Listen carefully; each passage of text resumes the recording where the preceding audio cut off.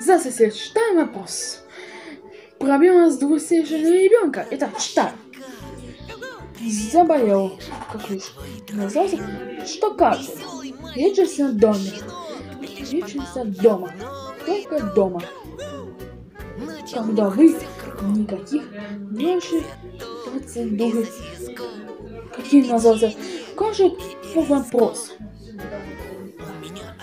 Прежде всего, давайте понять, что делать печень. Делать процесса выздоровления взрослой пищи. Когда вы идете на улицу.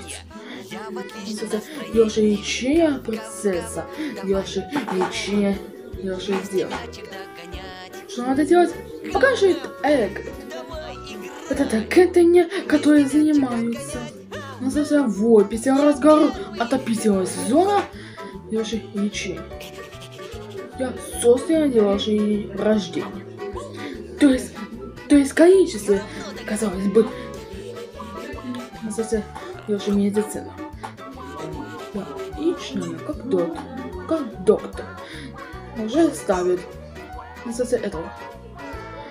Что пока же лечится, делаешь лечение.